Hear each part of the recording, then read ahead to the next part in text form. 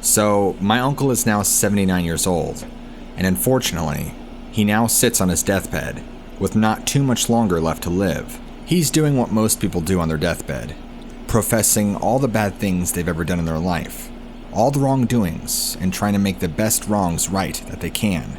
He's well aware he doesn't have a lot of time left, so he shared with us some of his crazy experiences in life, which were heartbreaking and hilarious all at the same time. These moments are very bittersweet, but he shared with my mother and I something very disturbing. For about 9 years, my uncle was heavily involved in the mafia. I don't know if the mafia or gang he was affiliated with had any association with the Italian mafia, the Russian mafia, etc. But I do know that they were bad guys. He told me that he himself had killed over 20 people. For drugs, for money, for sex, for ripping off the mafia. The list goes on and on. It's something that my uncle is very, not proud of. And him telling my mother and I was really the first time he's ever really professed it. He went on a tangent, and he told us this strange experience he had. I still don't know what to make of it. It's disturbing, but I know my uncle. I saw the look in his eyes as he's retelling this story. This is not made up. I saw his genuine reaction as he's explaining this to us. Whatever this was scared him to the bone. Even though the story that I'm going to share with you is his story. It is disturbing, but bear with me. To retell this event, we're going to go back to 1972. My father and his mafia partner just got done putting a bullet into this man's head for ripping them off on a drug deal. I think the whole thing involved cocaine, and mass quantities of it to be exact. And I think when he was confronted about it, told them to go F yourself, to put it politely. Well, being the mafia, they're not going to stand for that, so they took care of business, as they like to call it. My uncle and his partner disposed of his body in the only way they really knew how back then. To take his body out to the middle of the swamp and dump it and bury it. Let the alligators and whatever other bugs out there take care of the rest. I'll never forget when my uncle looked us in the eyes and said, "The amount of times we did this to get rid of bodies and were never caught. It's a number that I myself have lost count of." Anyway, going back to the story. My uncle and his partner are out there in the middle of the night in northern Louisiana, somewhere out in the middle of the swamp.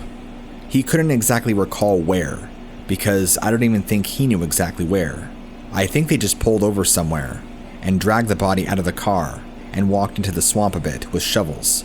They were originally going to dump the body, but they thought it would be better to dig at least a loose grave to hide any evidence. My uncle's business partner has this lantern, and my uncle is the one digging this shallow grave. As he's digging, they both begin to hear what he described as a jaguar sound. They both look at each other and just nod their heads to keep digging and to ignore whatever sound it was. My uncle continues to dig, and he recalls this exactly.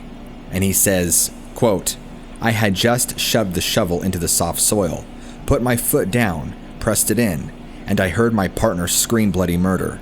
When I looked over, this lizard, larger than a man, was running at him and swiped its claws, disemboweling him with one swipe. The lantern he was carrying and his intestines both hit the ground at the same time." My uncle had to pause here and catch himself because he was getting kind of emotional. This is where you could tell that the story was getting really traumatic for him to recall to us. He then continued. Without even thinking, he threw the shovel down and sped back to the car at record-breaking speed. While turning around and firing a couple shots off at this thing, he wasn't even sure if it was following him. He was just in a complete state of shock and panic, made it back to the car, and got out of there. He had bigger fears. His partner, now dead, and the body was left exposed in a trash bag, sitting out in the open with a shovel. If caught, their DNA was all over everything.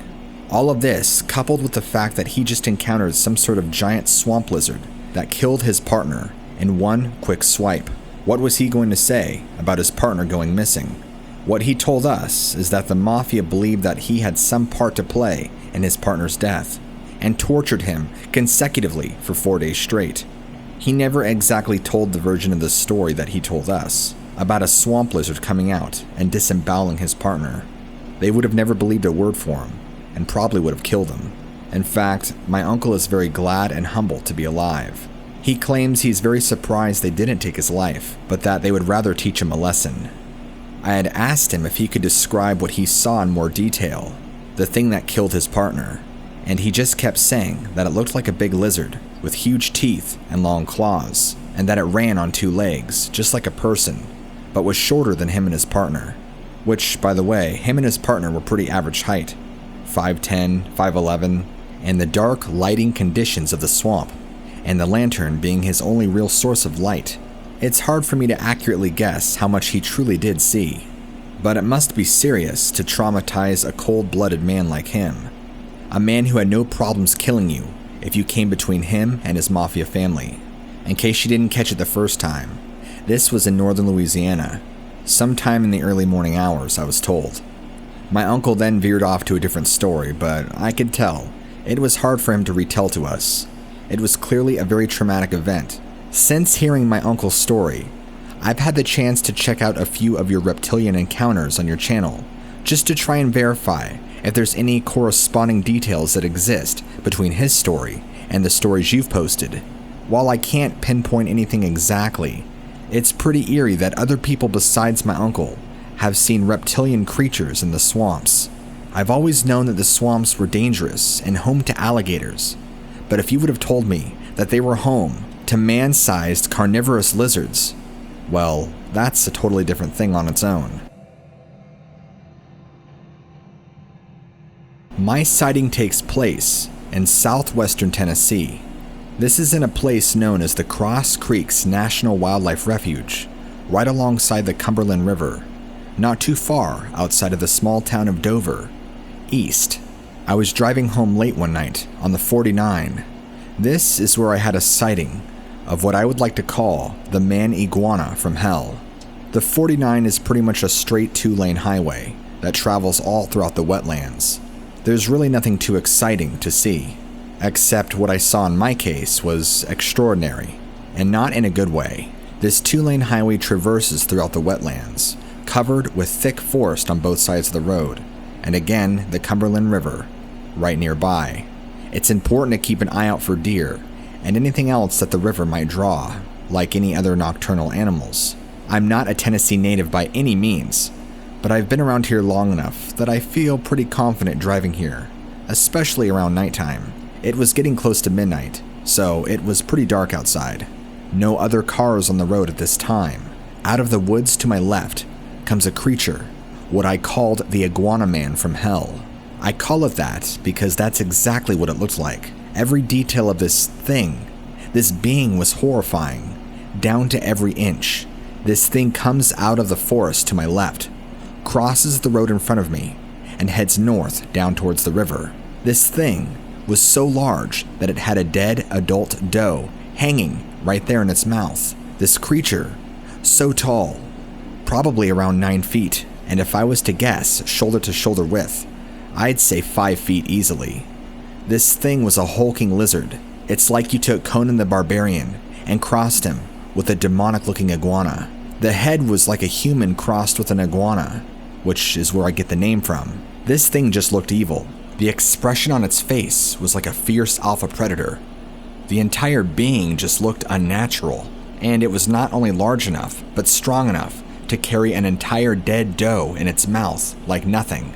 This thing just trots out of the woods, casually walks across the road and down off into the river. My headlights lit this thing up in full because it walked right out in front of my car, but it paid no mind to me, didn't even give me a glance. I'm sure that it felt zero threat from me, or so I guess. It didn't even acknowledge me. I felt a mixture of primal fear and total shock at what I was seeing. This thing looked like an experiment gone wrong and then dumped off into the swamps. It took me a little bit to process that I had just seen a real-life lizard man, assuming that there never was such a thing before. Afterwards, I struggled with who do I even tell about this? Who's gonna believe me? This isn't just as simple as seeing a Bigfoot. There's even people in that community that won't believe you if you've seen something else other than a Bigfoot. They were the first group of people that I went to about my encounter, and even they seemed reluctant to believe me. I went through a phase where I somehow convinced myself that I dreamt the whole thing up. But eventually, I came to my senses and realized that this is indeed truth. This was a real-life, living, breathing creature. As much as it scared me to death, I've just learned to be overly cautious now about when I drive, especially at nighttime. I do share my story from time to time, but most people don't believe me, and that's okay. I feel like this is one of those situations where it's like, what do I do with the information now that you've told me? So it's more just about being cautious and knowing that there are things out there that we don't quite understand. The takeaway from my story is to be alert as possible and to always be aware of your surroundings.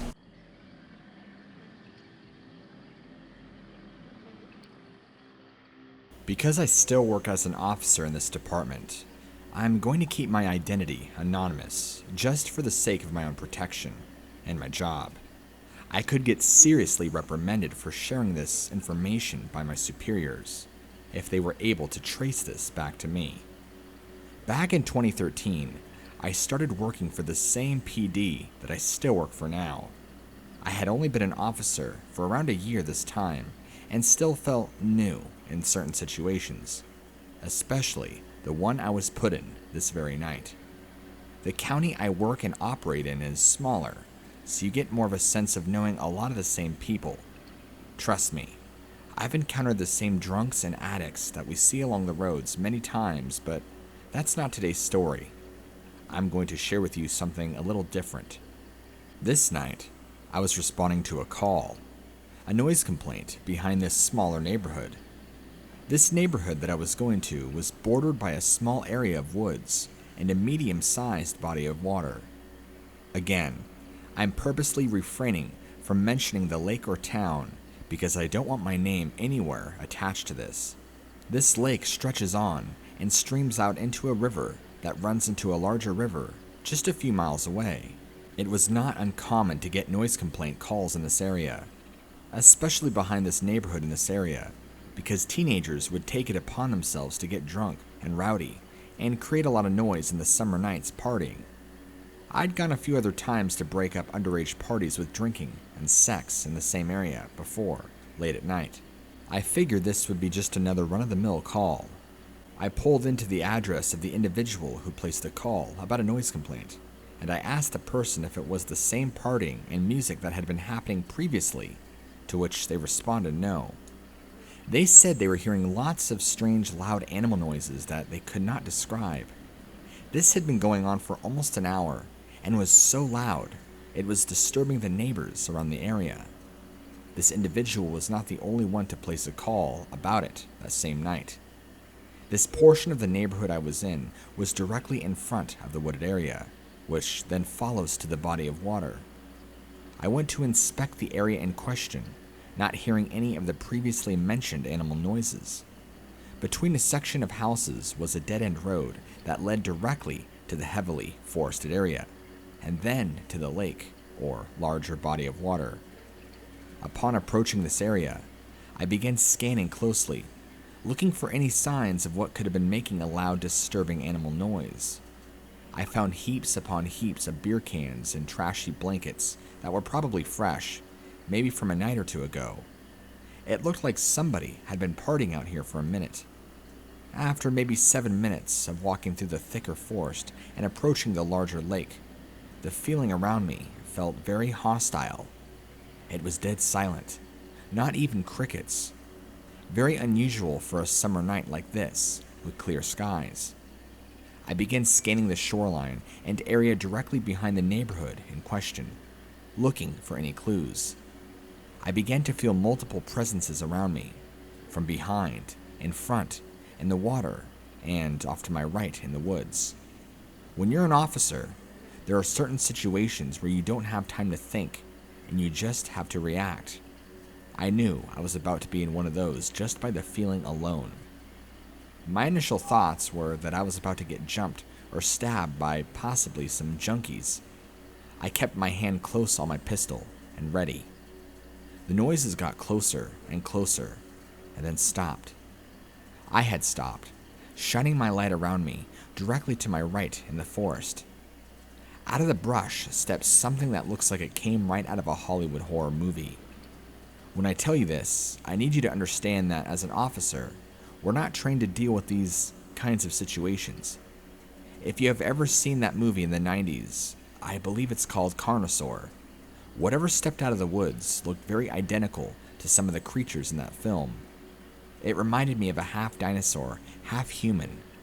Very reptilian looking, long snout, glowing yellow eyes, but a very humanoid body covered in thick skin. It showed its teeth right at me and hissed. The teeth on this creature were just like that of the velociraptors in Jurassic Park.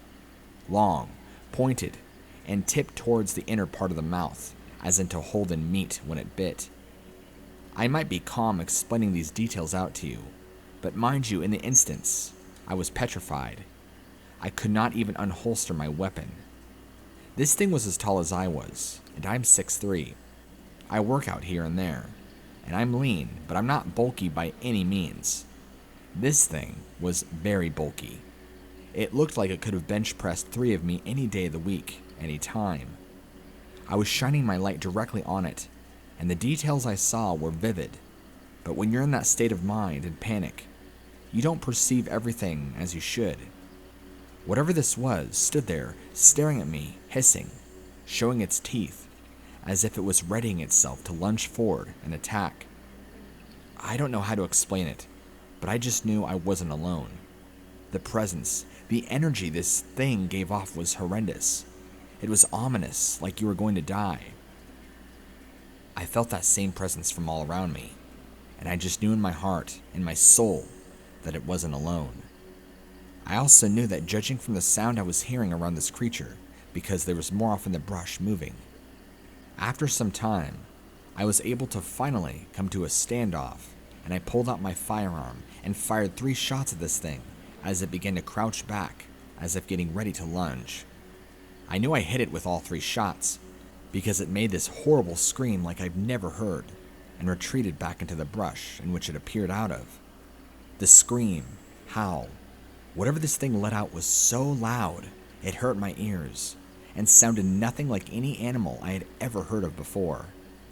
I can't even think of a film to base it off of, because I have yet to hear something that sounded familiar or similar in sound. It was terrible. I used that opportunity to flee back to the area my cruiser was in and call for backup.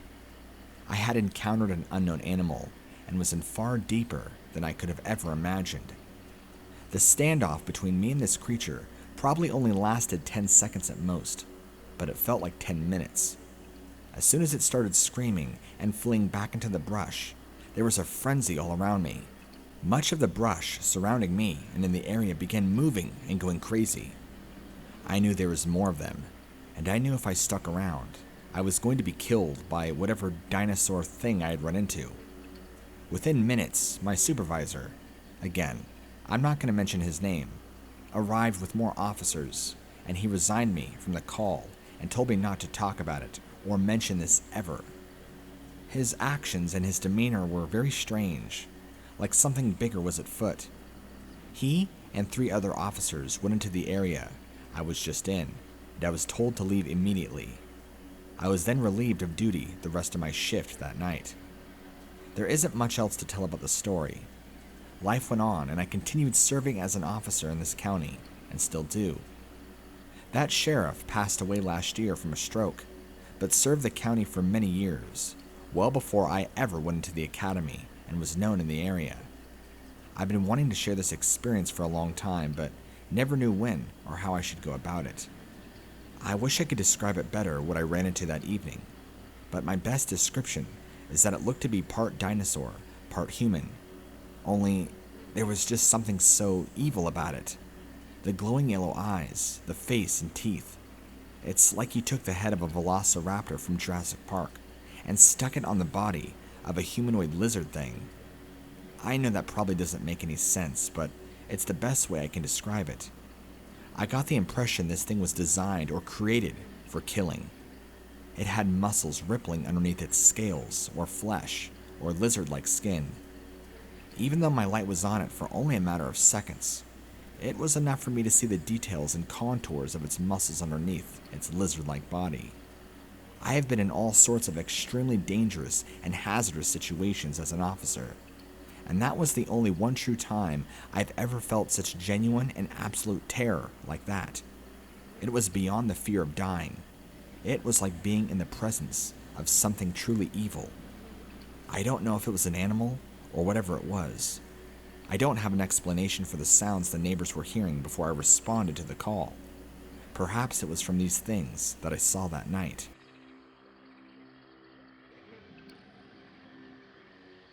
I sat down and listened to your reptilian encounters in the last few weeks, and after listening to them, I felt it was time to share my own story from my grandfather.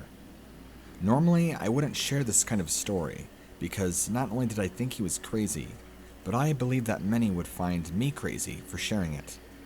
But, after hearing several stories that others had submitted to you, I feel that maybe I'm not so alone in what was shared with me by him. I knew about Bigfoot and stuff like that, but just recently came to the knowledge of knowing about other things on creatures.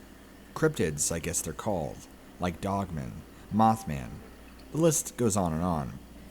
My grandfather, what he experienced and has the scars to prove, encountered what he described to me as crocodilian people of the swamp. I know that sounds far-fetched, and I didn't believe him at first, but bear with me.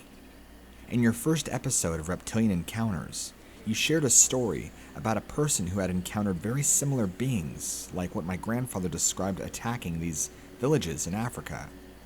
When I heard about that, I think it was probably my first epiphany that there might be some real weight to my grandfather's story, and not just some made-up far-fetched tale. Here's the other piece of the puzzle. This encounter my grandfather had cost him. One of these things completely tore off his leg, nearly ripped him open and disfigured his arm entirely. I always figured he had a bad run-in with an alligator, but things are starting to make more and more sense.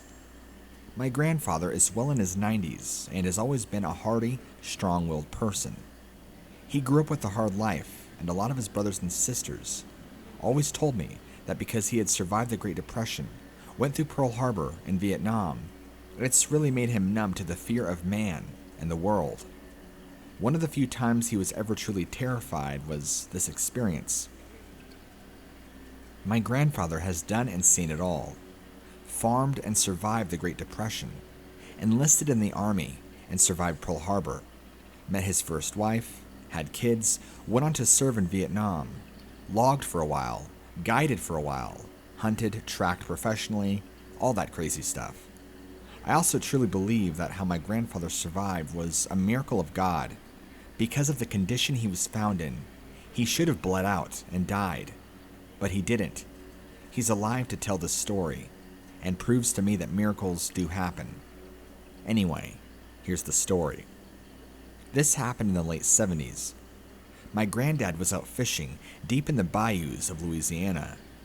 He never disclosed the exact location, but he said it was away from other popular fishing spots at the time that the locals knew and his friends knew, and he would have to go in deep to certain spots to truly get the isolation feeling he loved so very much. He had a small boat he would go on and spend days fishing. Well, not being out there for days at a time, but would spend all day out there fishing, with plenty of food to eat while being out. He would go in the morning, come back at night, rinse and repeat. You get the idea. He knew about the dangers of the swamp life. Alligators, poisonous snakes, you name it. He always carried his famous Model 19 Magnum with him. He preferred it over his .357 due to its nifty size and weight, and being out in the swamp, he didn't want to be lugging anything that he didn't need to be lugged around. He usually always has a couple of spots he'd like to go and visit, but noticed that on this day, the fish weren't really biting as usual. In fact, a lot of the swamp life seemed to be much more dull, is the word he described it. It wasn't as lively. In a pursuit to catch fish, and my grandfather being stubborn as a mule, he headed deeper in the swamp waters into unknown territory. He would do this often, so it wasn't a big deal being in areas that he had not yet explored. He said that the deeper he went in, it started to feel different, and couldn't describe what he meant. The brush was much thicker, and there was a lot less light coming through, making it harder to see. Even though it was bright as can be out with the sun, it still eclipsed some of the light. He would make several stops along as he kept venturing further to see if he could get a bite, but nothing. The further he ventured into this area, the duller it became, and the overwhelming feeling that he described was growing. The way he best described the area was that he shouldn't be there. I asked if he felt anything ominous or that he was going to die, and he told me no, but it didn't feel like that it was his place to be there. He had never felt that in the swamps or wilderness before. I should note that he has never had any sightings or encounters with Bigfoot, or anything like that was said to be fiction. He didn't believe in any of that stuff anyway, and had spent countless time in the wilderness. So to him, that was the last thing to be thinking of. As he kept progressing further into this section of the swamp, desperate for fish, he had seen multiple alligators who swam past his boat swiftly, completely ignoring him. They seemed to be in a panic and in fear, as if they were swimming away from something, and rather swiftly. That should have been his first indicator that something was wrong and leave. But stubborn Grandpa pressed on. Instead of stopping for a fourth or fifth time to see if there were any fish or insect activity, he just decided to keep pressing on to a whole new area. He explored for probably what he recalls being maybe 40 minutes, if he had to guess. He had been out since the morning, and it was now late afternoon at this point, coming to the evening. The brush in this part was even thicker and had the least light, in combination with the sun shifting in the sky due to the time of day. It made it seem almost dusk-like. On the verge of giving up and about to turn around to go home, he gives it one last shot to see if he can get anything. He tells me he knew better. What little signs of life there was before this was now nothing. There was barely any insects around, let alone signs of fish. He said it felt very unusual, and that he felt very unwelcome now, even more so than previously stated. He talked about how those feelings were more intense than ever, but were not going to let that stop him from doing what he was out there to do. This is the part of the story where things go south very, very quickly. His line is cast into the water, and he's maybe spent about 10 minutes. He's waiting for anything at this point, and feels a large bump underneath his boat and rocks. Not hard, but enough that he thinks it's a big fish, and gets excited. The next thing he knows, out of the water, coming to greet him face to face, was this thing he believes came from the pits of hell itself. He said it had the head that resembled a crocodile, but much more hideous and distorted looking. Those were his words, not mine. With the upper body and arms resembling that of a human, with long black claws. This thing comes out of the water on the side of his boat that he's facing, grabs onto the side of the boat, and pulls him into the water in one motion.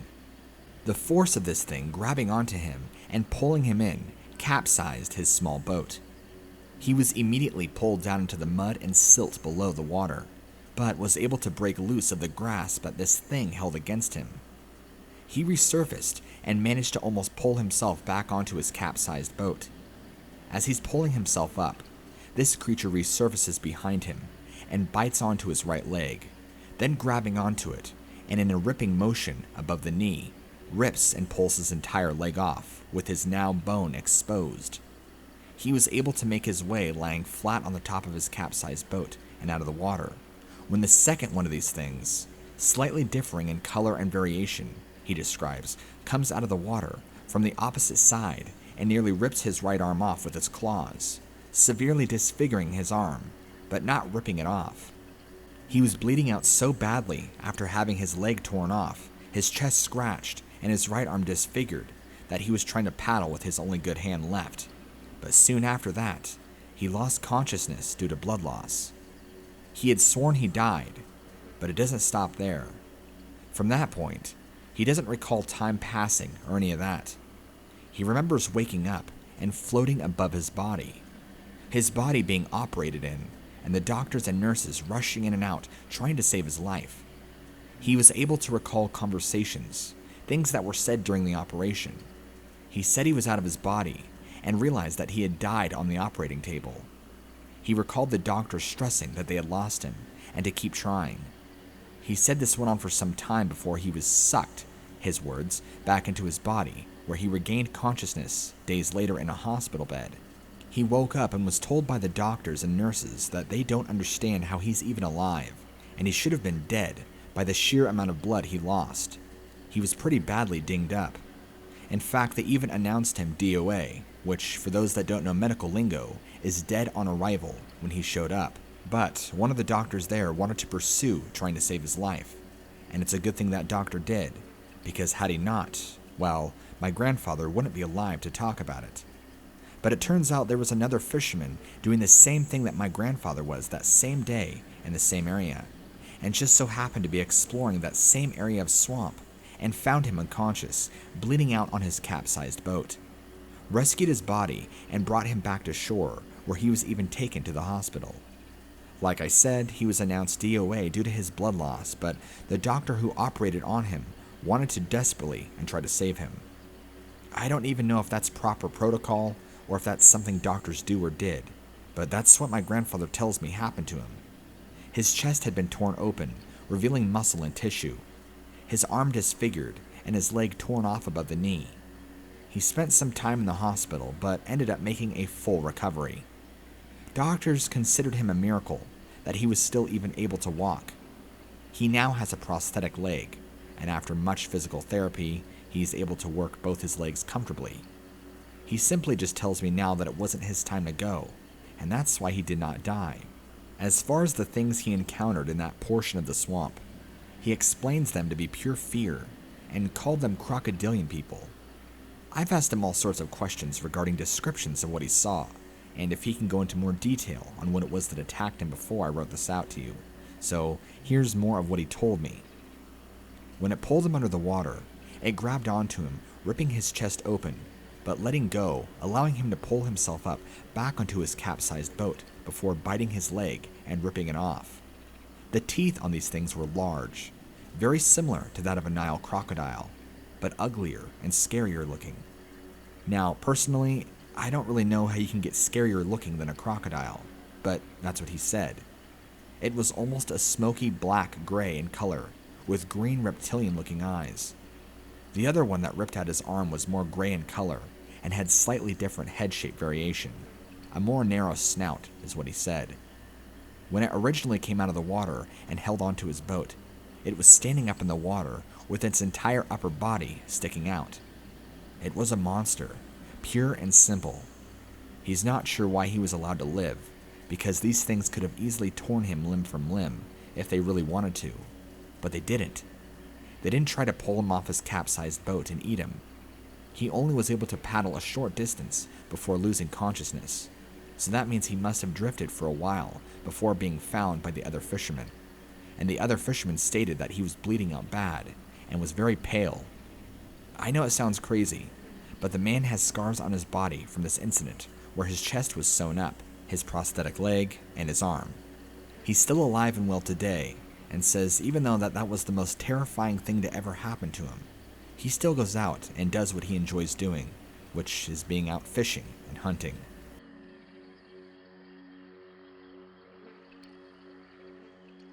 I'm not sure if this constitutes as something you'd ever read on your channel, but I thought I'd send it to you anyway, because it does make for an interesting story. In 2007, 2008, and the first half of 2009, I was involved in distributing meth and other hard drugs. I had this partner of mine who would drive from California, meet me in Nevada, usually just outside of Las Vegas, and I would then drive it to different parts of the country, usually Texas, Kansas, or sometimes Illinois, depending on where my other partners would be.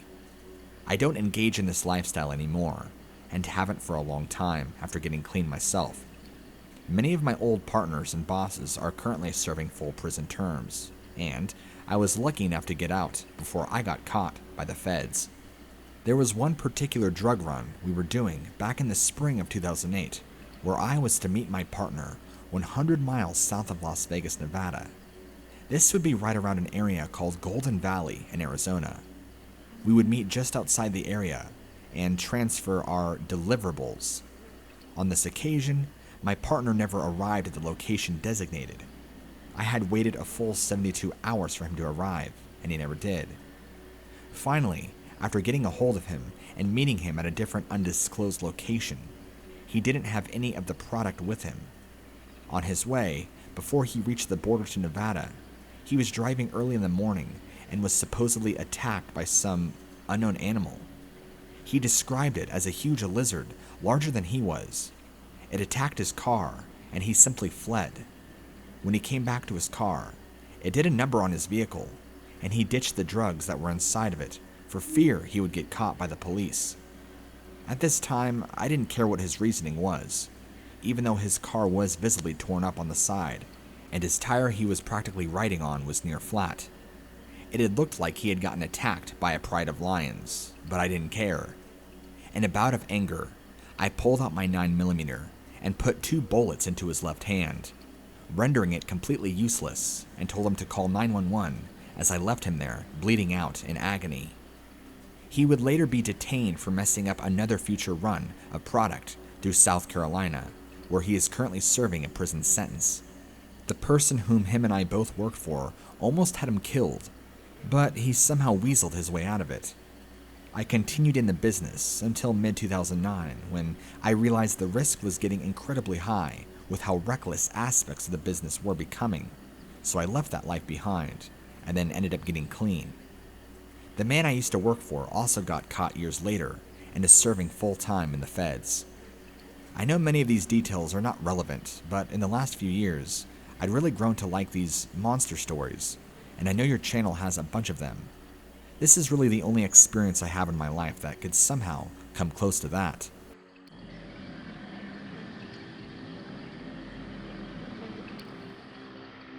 My grandmother told me recently about things that she's seen and experienced when she was in her youth. My grandmother is part Sioux, Apache, Navajo, Ute, and another tribe that I can't remember. She's moved around a lot as a kid because her father couldn't hold down a steady job, and her mother and her father, well, that's another story. They would get evicted and forced to move place to place. Her father was able to hold on to a decent job for about 6 years before getting into a terrible car accident that nearly cost him his life and his ability to move. Shortly after, he would pass away. For those 6 years, they lived just outside the Tonto National Forest in Arizona. My grandmother always described to me how beautiful her backyard was. It stretched out for miles and miles, and even had a small creek running along the backside, with multiple bridges and cross points that led to old deserted logging roads and game trails. She also spoke of that when the property was first being constructed years and years back, they had built a small community cemetery on the backside of that same land. A small cemetery for that area that probably held around 50 to 70 grave sites. Years down the road, as they expanded the area and industrialized more and more, they actually dug and moved all the graves that were in that cemetery and transported them to a new gravesite. I'm not sure what the point of it was and at what point they discovered, but she spoke about them finding during this time that there was a larger area further back that was used as a native burial ground. It had been largely grown over and lost to man, as it was described to me through years and years of abandonment. I was told this was a burial site that dated hundreds and hundreds of years back, far before the property of her family's was ever set. When she was a little girl, her father never allowed her to play back there on that side of the land because of the energy he would describe to her was bad. She could get taken, hurt, or even worse. There were times as she got older, she would wait for her father to either leave or get preoccupied with something. She would sneak back to that area of the land when she could, and would always regret it. She went back there a small handful of times without getting caught. She described it to me as very dark. You just got this feeling you weren't alone, and surrounded by hostility.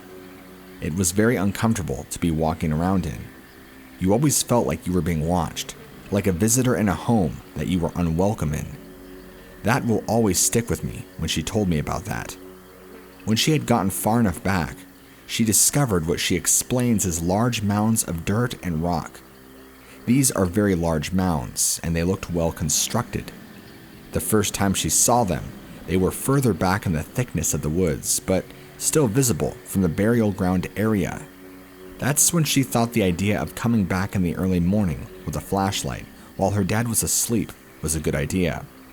And explore a little more thoroughly and get a much closer look at those mounds. Even though it was very creepy being back there, it was an immense thrill, a total adrenaline rush. My grandmother has always been that kind of lady anyway, so when she told me about all this, I guess I shouldn't be too shocked. This is the same kind of lady that goes skydiving, bungee jumping, rock climbing, you name it. She's always been crazy like that, and being the free spirit that she is, this story that she told me isn't the first or probably last time she'll experience things beyond our plane of existence. That and her native roots and cultural roots. Her father was half Navajo and half Ute, and at the time worked alongside a few others at this ranch, not far away from where they lived at the time. He was a great dad, she would tell me, but was overly protective of her, even when it came to the spirits and what my wild grandmother would tamper with in her teenage years, like witchcraft, etc. But I'll save that for later in this story. Sorry to veer off so much. Anyway, so she waited a few days until where she could sneak out at night and have a flashlight handy and ready for an early morning adventure. She went to bed like normal that night, pretending to be asleep, only to wait till the moon was directly overhead in the sky before she made her descent out of her window. There was cloud coverage, but the moon still had plenty of time to shine through, sometimes casting its own shadows. It was mostly cloud coverage that made for the journey into the pitch black complete. Anything she could do to defy her father and push forward in the face of adventure. This was around mid to late July.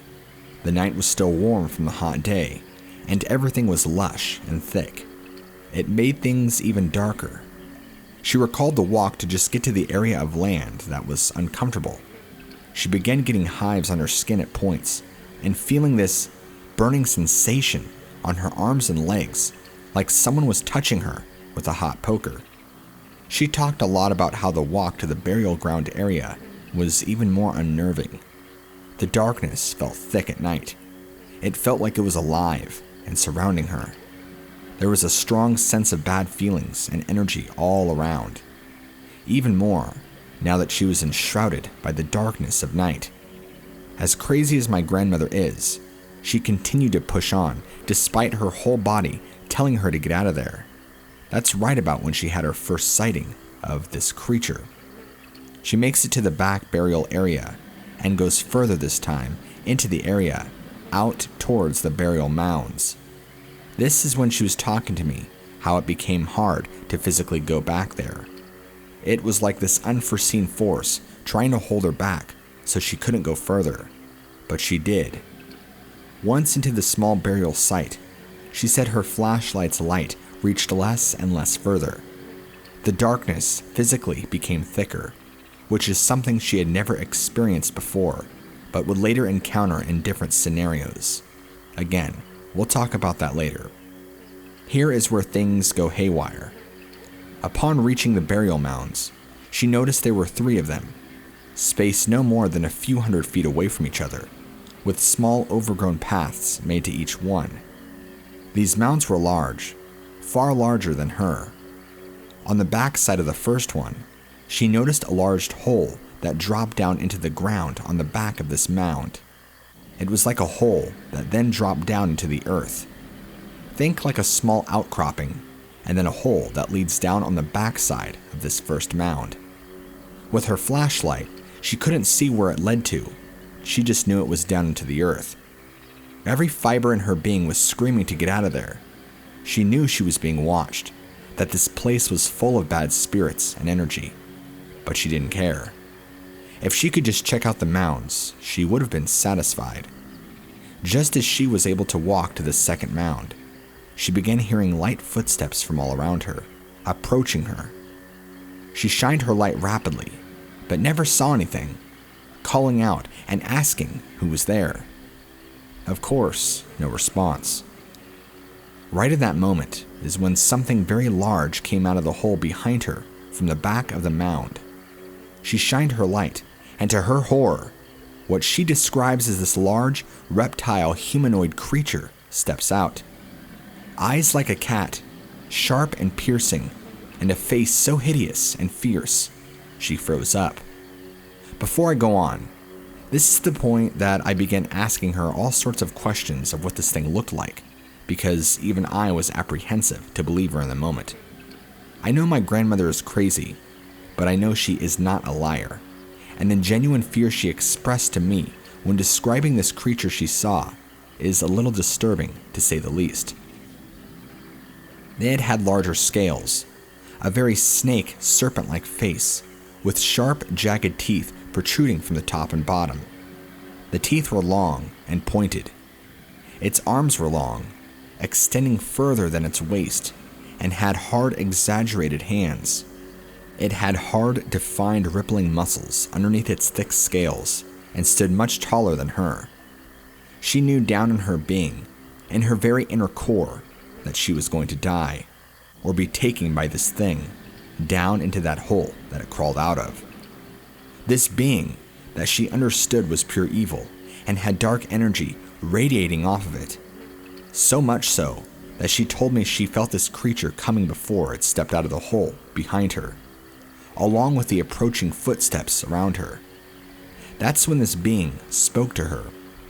She talked about never experiencing telepathy before in her life, and didn't know that could exist until this very moment. Whatever kind of being this was, speaking telepathically to her, that this being lured her in, and now was going to kill her. It began to approach her, and that's when she described to me, like a large hand that was holding her tightly, let go. Her body bolted, and she ran as fast as she could. It was like this unseen force inside of her that drove her as fast as she could away from this being. In that moment, she wasn't able to think or control her own body. It was like God took possession of her to save her and to take her far away from that being of evil. The retreat back to her house was a blur, but remembers being so full of fear and anguish that as soon as she got home, her father had awakened shortly before and was waiting for her return. She was just so happy to see her dad, and to be safe, she practically collapsed on the ground in tears. Her father wasn't so angry as he was worried, and she told him everything that had happened. Her sneaking back there, discovering the burial mounds, all of that. Her father told her that this is why he keeps her from there. There's an evil that lingers in that area from dark magic and negative energy. That is why it is important to never go back there. That was the event that dramatically changed the relationship between my grandmother and her father. He went from being overly protective and angry to a very deep, loving father. Her dad, after that event happened, told her about the evils and demons that exist to protect ancient secrets, rituals, and native practices of not only their people, but many tribes. They exist physically and spiritually. That is why we are supposed to stay away from them. I had asked her if her father addressed the kind of creature she saw, but she said no, he didn't. He did acknowledge that there are protectors of evil, as he called them, that guard and lie in wait like whatever my grandmother saw. Those mounds that she saw go deep into the earth, where there is far greater evil. He never talked or explained further beyond that. At the end of the 6 years, he got into that car accident, lost his job due to paralysis, and ended up moving out of state with my grandmother until he passed away shortly thereafter. My grandmother, during those 6 years at that place, never ventured back further out where the creek was, and it really robbed her of her adventurous spirit for a while. The times that she had gone out there before were in the day. Why she had wanted to go out there in the early morning hours like she did was because she wanted to see just how active the evil spirits in that area were. It's almost like she had a sort of disbelief in her. She's not a Christian at all, so when I asked her questions about what she meant when she said that she felt like God grabbed her and sent her running, what that meant. It was this force that took over her and pulled her back in the direction of safety, she explained. It was almost impossible to describe, but said her mind was so overtaken by this horrible being approaching her. Deep down, if given the chance, she without a doubt in her mind knew that lizard thing was going to harm her in some way or another. Then she went on to tell me a whole other thing about when she was older, right after her dad had passed, that makes an interesting connection. She was in high school now, and had befriended a group of kids who were considered outcasts. Remember, this whole first encounter happened when she was about 11. Her dad had just passed, so she was very vulnerable and emotional. She had become heavily involved in witchcraft and dark magic through this small group of kids. They even formed their own unofficial coven. Most of her high school was spent furthering her magical abilities, casting new spells, and lingering on the darkness and hatred she now bared inside of her heart, and learning how to summon beings to do her work for her. Shortly after graduating, she had gotten to the point where these malformed, reptilian-like beings would come and visit where she was living. They would scratch on the windows and try to break in the house. All the while, she would cast spells that were supposed to banish them away. It only seemed to draw them in more and more. These beings my grandmother described looked different than the lizard-like being that she saw that came out of the burial mound hole. These were much more disproportionate, had long claws at the end of their hands and feet, and were more toothpick-like, even being taller than what she had seen when she was a child. Equally as frightening. The more and more she practiced, the more spells she would cast or try to hex somebody, the more these creatures would be drawn to her. She was filled with so much anger, hatred, and pain from her father's passing that witchcraft was the one thing that really took her away from it all. She was determined to control magic enough to where she could overcome anything, but she never did. When I asked her about the mentioning of trying to summon demons or beings to work with her, she explained that through spells, they were to obey her. She controlled them, and they worked only for her, the handler. The more and more she did, the worse it got. She never got to the point to where she had sacrificed humans, but her and her coven had blood sacrifices with several small animals that they would find, cats, dogs, etc., that didn't even go by any sort of religious textbook, like a satanic Bible, for example. They were just witches practicing dark magic in exchange for power from Satan. In turn, it drew a lot of bad energy to her life. Even though these alien reptile-like beings would torment her and try to get in her house, they never did. During my grandmother's early 20s, she had enough of that secret lifestyle and departed from that group of friends and witchcraft and denounced it altogether. She moved over to Kansas for a while for a career, and then on to Ohio, where she met her husband, who just passed away last year. Once she got rid of all her trinkets and witchcraft paraphernalia, spellbooks, etc., and stopped actively practicing, things stopped. And between the time that she had the encounter with the being out of the mound and the time she was in high school and started to practice dark magic, she never really thought about evil or the being she encountered being evil, even though she knew it was. She tells me how her leaving witchcraft was the thing that really cemented it into her, that the first reptile being she saw and these other ones that came to torment her were all cut from the same cloth.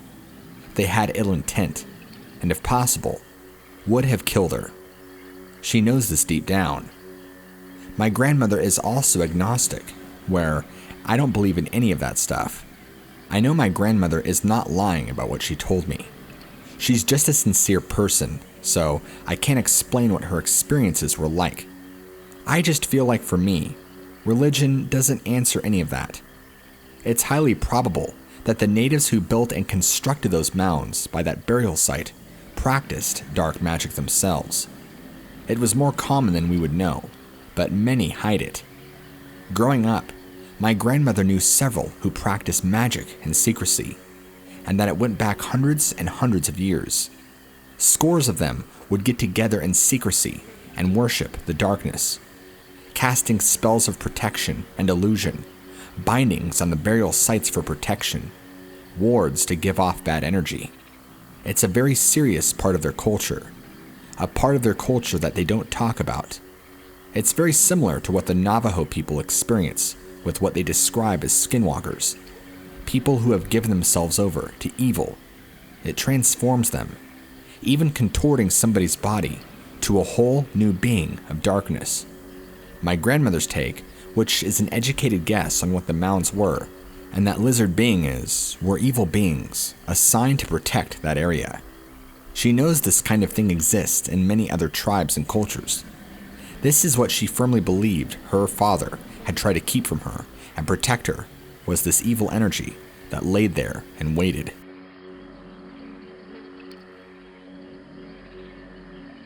For my 18th birthday, I had gone up on a small road trip with my extended family, mainly my cousins on the East Coast, driving from Florida up to New York and back down.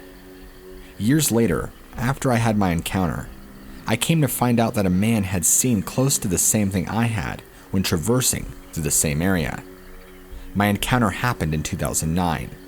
We were in Lee County, South Carolina. I can't tell you what town we were close by because I don't remember. I can tell you that it was nighttime, and we were not just on the freeway. Even though we were on a road trip, my brother, who was driving at the time, insisted on taking all these back roads in every state to get a real feel for the area. This caused our road trip to take 10 times longer, which I didn't want. We had been driving through swamplands for the better half of an hour, not seeing a whole lot because it's dark and there are not many lights. If you're not familiar with the area, we're out in the middle of the swamps on a 2-lane road, just cruising in the summertime with the windows down. My brother, who's 21 at the time, pulled over slowly to the curb of the road. Not even a pull off, but slightly off to the side, and while keeping his foot on the brake in case another car came swinging in, told me to reach into the glove box. I did. He had brought several rolling papers and some weed. He was going to roll us some joints, and we were going to drive around smoking. But in that moment, as I'm handing him the stuff, we heard this strange screaming noise close by, closest to the driver's side of the car. It's pitch black out here, except for the stars and his headlights. There's not another soul on this road. Maybe 5 seconds later, after that scream, we hear this noise of something big coming toward the car. I don't know what it was, man, but out of the swamps to our left comes this freaky looking gangly thing, coming straight for our car. It was almost gliding in motion, not at all like a physical animal running after something. Even though it made thudding noises as it moved forward, it looked so weird. Instinctively, my brother throws down the weed and swerves back onto the road while smashing the gas pedal all the way down. We were driving his crappy Volkswagen Jetta at the time, which, I remember, had a faulty knock sensor, so its acceleration was off. We go flying back on the road around this bend, and this creature, whatever it was, still hot on our tail, reaching its long arms out to try and grab a hold of the car. Everyone in the car is screaming, including me. Even though it's dark, we can see this thing. It had these yellow glowing eyes, almost white, unnatural looking eyes. Another car comes down the hill in front of us, and the thing chasing our vehicle hops off into the swamps to the right of the vehicle. My brother doesn't realize this yet, and he began losing control of the car. That's when he tried to stabilize the vehicle, ended up flipping the car because he was driving so fast. Luckily, we were all wearing our seatbelts, but it knocked me unconscious, along with my brother. I woke up later in the hospital with a mild concussion where my cousins had worse injuries than me. My brother somehow managed to avoid getting any drug charges because I guarantee you they found his stash in the car at the crash. I guess when each one of us gave identical recollections of the events leading up to the crash to the police and hospital staff, I think they just left it alone. Life ended up going on after that, but years later, my friend on Facebook sent me this thing about scape or swamp. This young man was over on the side of the road, and something that looked almost identical to what he described charged and tried to attack him. He got away, but by his accounts in the article of the paper, it's almost to a T what we saw. There's a rough sketch he did of the creature he saw, and it looked very much identical to that. It was also very, very fast. I have no idea what it was, but it really sent a chill down my spine to know that there had been somebody else who'd seen and experienced what we did. The best part was, at least this young man was even documented by the newspaper. I tried reaching out to this man, who would be now 20 years older, to only learn that he had since passed away in a shooting. I don't know what's out there, and if you would have told me my own story before it ever happened, I'd call you crazy. Now, I'm a lot more open to people who have similar experiences as I do, and believe in things that the world says does not exist. Good day.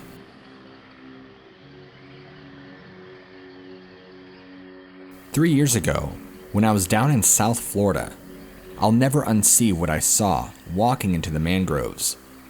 I was walking along a small sector of deserted beach, very close to the thick swamps and Everglades that opens up right into the ocean. This is one of the many spots of the state where fresh water and salt water clash. I was kind of in the thickness of the swamp, but at the same part in an open enough area where there was plenty of empty beach. As I continue walking straight, I'm looking ahead. It was far away from me, but I could still make out details to know this wasn't a man. Something on two legs, standing like a man, walking like a man, and moving like a man, walks out of the mangroves onto the sand, and its back is turned to me. It takes a few steps, and then stops like it was caught. I'm talking frozen mid-step. It turns its head and looks right in my direction. While keeping its head fixated on me, it bolts off into the swamps and mangroves in just a flash. When it had emerged out of the mangroves, I didn't see it at first. I thought it was just an animal, until it came out to a clear view. It was heading in the direction of the water before it noticed me. What it looked like to me was this large lizard man. It had what I guessed was a small tail on its backside. It looked dark, and its head was shaped like a lizard head too. I couldn't see any eyes or anything specific about its body or skin because I was walking far away. The movements looked natural, fluent, organic. There's no way somebody in a random suit was just walking around out here in the middle of nowhere. Not even a camera crew, nobody to prank me, no cameras, nothing. The speed in which it took off at, back into the Everglades, wasn't human either.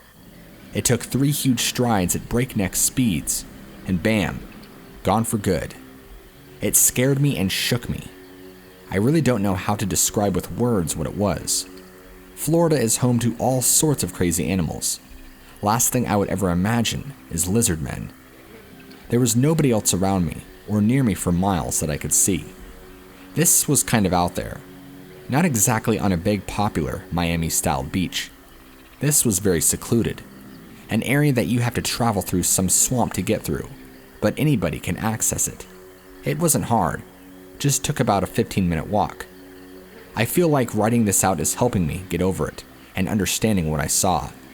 Even though I can understand it, it's like my brain is having a hard time processing the reality of it. When you're told your entire life, things like this aren't real. Well, they sure are. And if you see one as I did, it can throw your whole world upside down. Now, I just need to work on getting over that and living with it. Thanks for being an outlet we can send our stories to and get these off of our chests.